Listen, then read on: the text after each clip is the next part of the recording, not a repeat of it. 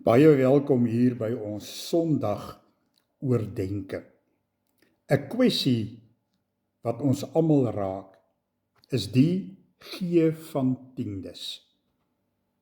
Ja, as jy so jou voorhekkie hoor oopgaan en jy loer so deur die venster en jy sien jou pastoor of predikant nader gestap kom, dan is daar miskien die opmerking, ja, hierdie ou kom bedel alweer.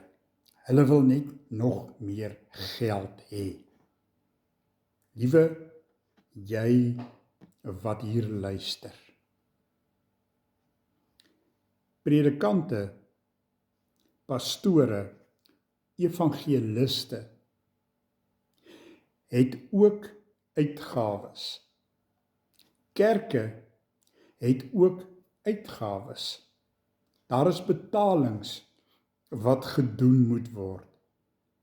En weet u, om daardie betaling te doen, het hulle 'n bietjie geldjies nodig. Want jy kan nie daarsonder nie.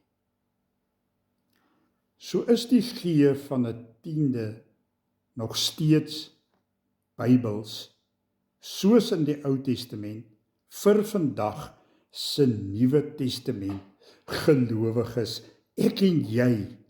Die predikant, die pastoor wat elke Sondag daar op 'n preekstoel staan, gee hy ook sy tiende? Doen hy dit soos wat die Bybel dit wil hê, gedoen moet word? Of word die kollektebordjie nou maar net elke keer omgestuur om een keer 'n maand die pastoor of die predikant 'n salaris te betaal vir sy moeite dan nou om daar op die preekstoel of agter 'n podium te staan en die woord van die Here te verkondig?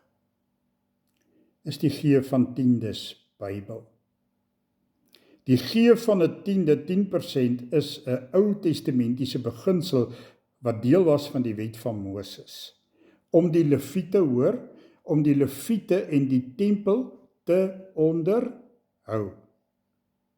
Hulle is vergoed vir hulle diens en hulle dienswerk aan die Here en in die naam van ons groot almagtige Skepper God. Die Lewiete. Hulle was die priesters in die tempel gewees.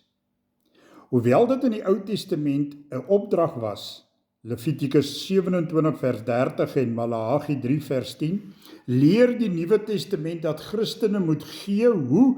Uit vrywilligheid, dankbaarheid en liefde, in ooreenstemming met hulle inkomste.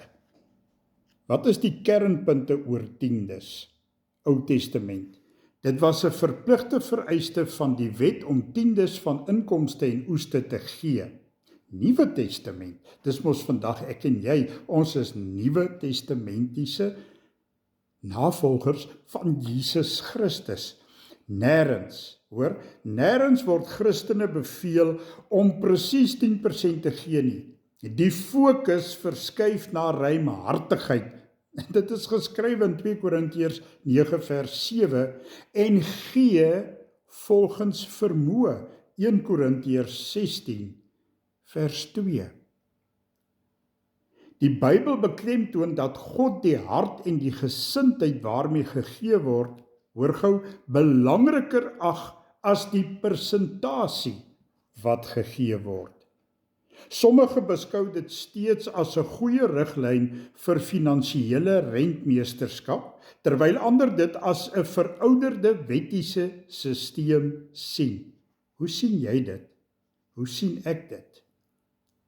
Samevattend, die tiende is Bybels in sy historiese konteks, maar in die Nuwe Testament is die beginsel eerder vrygewige gee uit dankbaarheid, wat meer of minder as 'n tiende kan wees. So staan dit geskrywe en skrywe Paulus vir ons in 2 Korintiërs 9 vers 7. Hoor hier.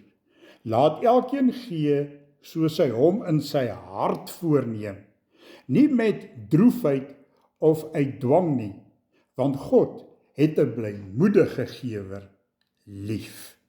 Ietsie om oor na te dink en te herkou. Die gee van jou tiende is die saak tussen jou en God. Gee, want die Here het 'n blymoedige gewer lief. Prys die Here. Tot volgende keer. Ja, amen.